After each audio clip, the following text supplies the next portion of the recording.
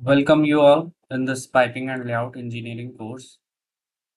इस वीडियो में हम लोग पाइपिंग में कौन कौन से स्टैंडर्ड कौन कौन से कोड्स यूज होते हैं इसके बारे में पढ़ने वाले हैं।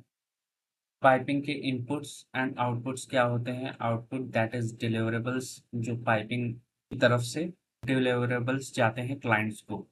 तो डिलीवरेबल्स क्या क्या होते हैं, वो आउटपुट्स क्या क्या होते हैं, वो सारी चीज़ हम लोग देखने वाले हैं।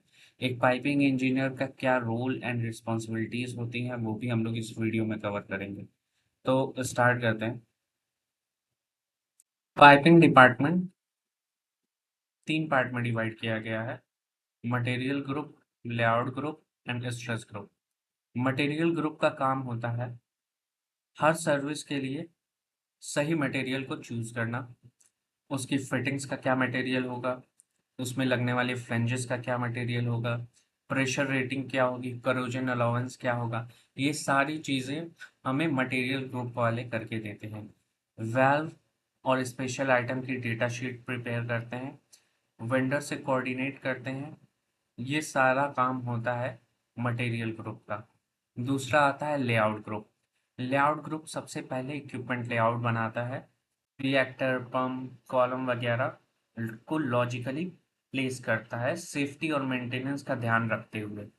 उसके बाद 3D मॉडल में उसी इक्विपमेंट लोकेशन के अकॉर्डिंग इक्विपमेंट को प्लेस करके हम लोग बेस्ट रूटिंग डिसाइड करते हैं, और उस रूटिंग के बाद हमें जनरल अरेंजमेंट ड्राइंग एक्सट्रैक्ट करते हैं 2D में।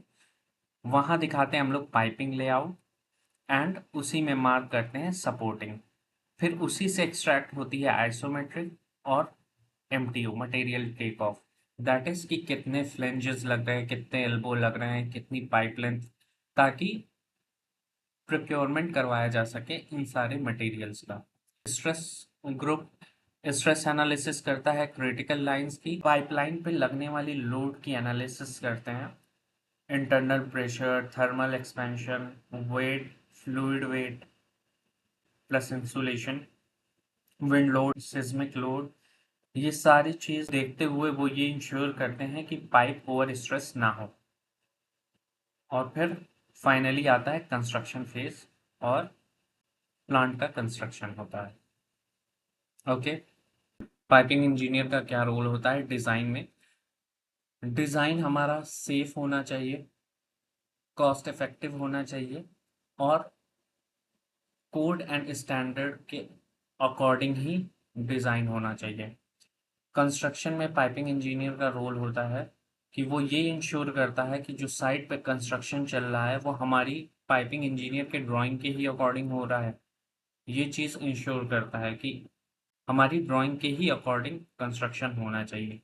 कमिश्निंग के टाइम वो ये इंश्योर करता है कि हमारा ऑपरेशन जो हो सेफ हो, और सिस्टम ठीक तरह से वर्क कर रहा है कि नहीं, और मैकेनिकल जो भी इश्यूज हैं उसको रिजॉल्व करता है। ऑपरेशन के टाइम सिस्टम सही तरीके से ऑपरेट हो पा रहा है या फिर उसमें कोई दिक्कत आ रही है, इसको चेक करता है। और ये लॉन्ग पीरियड ऑफ टाइम के लिए रिलायबल होना चाहिए। Okay, responsibilities of piping engineer. Piping engineer की क्या क्या रिस्पॉन्सिबिलिटी होती है। Piping engineer is responsible for the accurate design.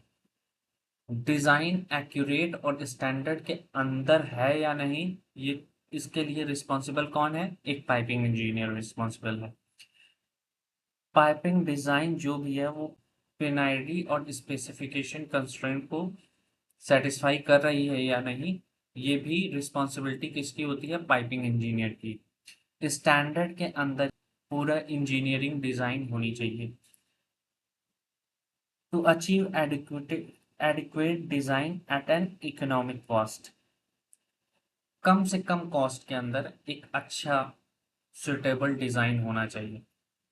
To coordinate with other department से भी कोऑर्डिनेट करने का काम होता है एक पाइपिंग इंजीनियर का, और साइट पे भी कोऑर्डिनेट करता है एक piping engineer. Much of the piping data is used by other engineering group, so it must be correct, clear, consistent and reliable. Most of the document जो होते हैं पाइपिंग के वो अदर डिपार्टमेंट भी यूज करते हैं, तो वो एक ये रिस्पॉन्सिबिलिटी है एक पाइपिंग इंजीनियर की कि वो करेक्ट हो, कंस्ट्रेंट हो, रिलायबल हो और बहुत ही क्लियर हो to complete the project within the plan period of time. ये भी इसके लिए भी रिस्पॉन्सिबल कौन है? Piping engineer. टाइम लिमिट के अंदर ही काम हो रहा है कि नहीं? Okay. Inputs to piping. Piping को अपना काम स्टार्ट करने से पहले क्या क्या इनपुट्स चाहिए होते हैं वो यहाँ लिखा हुआ है। सबसे पहले PFD pin ID, process description, line list, equipment list, site data and licensor etcetera, ये सारी चीज़ की रिक्वायरमेंट होती है। PFD is process flow diagram, PNID is process and ration diagram. Line list मतलब कितनी लाइन है, कितने इक्विपमेंट है, उनकी लिस्ट। साइट के डाटा, ये सारी चीज़ें अपना काम स्टार्ट होने से पहले चाहिए। Instrument cable tray, instrument and cable tray, width on pipe rack, pipe rack पे इंस्ट्रूमेंट और केबल ट्रे की विड्थ क्या है।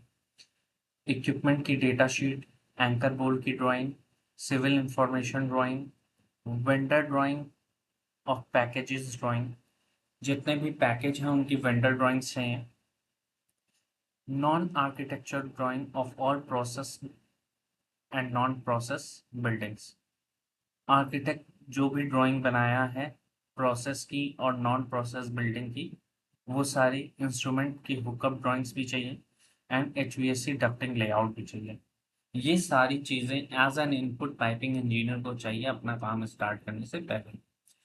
पाइपिंग आउटपुट में क्या देगा, पाइपिंग के डिलिवरेबल्स क्या होंगे, वो यहाँ लिखा हुआ है आउटपुट ऑफ पाइपिंग में। प्लॉट प्लान देगा, पाइपिंग मटेरियल के क्लासिफिकेशन देगा, इक्विपमेंट लेआउट देगा, general arrangement of pipe rack देगा, 3D मॉडल देगा, piping layout, support layout, equipment layout तो देख लिया, नोजल ओरिएंटेशन की ड्राइंग देगा, वेसल पे क्लिट location, क्लिट is a support that is taken from the equipments and isometric drawing देगा और मटेरियल टेक ऑफ एमटीओ देगा। ठीक है, तो ये सारे आउटपुट्स हैं जो एक पाइपिंग इंजीनियर का काम खत्म होने पे ये आउटपुट्स क्लाइंट को डिलीवर किए जाते हैं। Okay. Piping codes and piping standard. Piping code और पाइपिंग स्टैंडर्ड दोनों पाइपिंग सिस्टम डिज़ाइन और कंस्ट्रक्शन में यूज होते हैं, लेकिन इन दोनों के पर्पस और स्कोप अलग अलग होते हैं। तो यही चीज़ यहाँ पे लिखी हुई है, पाइपिंग कोड क्या होता है और पाइपिंग स्टैंडर्ड क्या होता है। Piping code define the requirement of design, fabrication, use of material, test and inspection of piping and piping system. Okay, तो पाइपिंग कोड क्या होता है? पाइपिंग कोड एक सेट ऑफ मैंडेटरी रिक्वायरमेंट्स होती है जो पाइपिंग सिस्टम के डिज़ाइन, फैब्रिकेशन, इंस्पेक्शन, टेस्टिंग और सेफ्टी से रिलेटेड होती है। यही इंश्योर करती है कि पाइपिंग सिस्टम सेफ हो, specially high pressure, high temperature और हजार्डस सर्विस के लिए। इसके कुछ एग्जांपल्स मैं बताऊं अगर तो एएसएमई 31.3 जो कि प्रोसेस पाइपिंग होती है, ये प्रोसेस पाइपिंग का कोड है। ओके। पाइपिंग स्टैंडर्ड क्या होता है? Piping standard define application design and construction rule, requirement for piping components as flanges, elbow, tee, valves etcetera. अब पाइपिंग स्टैंडर्ड एक सेट ऑफ स्पेसिफिकेशन है जो पाइपिंग कंपोनेंट जैसे कि फ्लेंज, वाल्व, फिटिंग, गैस्केट के डिज़ाइन, डायमेंशन, मटेरियल और testing से related होती है। Okay. Note, each country has its own code and standard but American national standard is most widely used and accepted all over the world. हर country का अपना खुद का कोड या स्टैंडर्ड एक होता है बट अमेरिकन नेशनल स्टैंडर्ड सबसे ज़्यादा यूज़ होता है और हर पूरे वर्ल्ड में हर जगह का एक्सेप्टेबल है। Okay, see you in the next video. Thank you.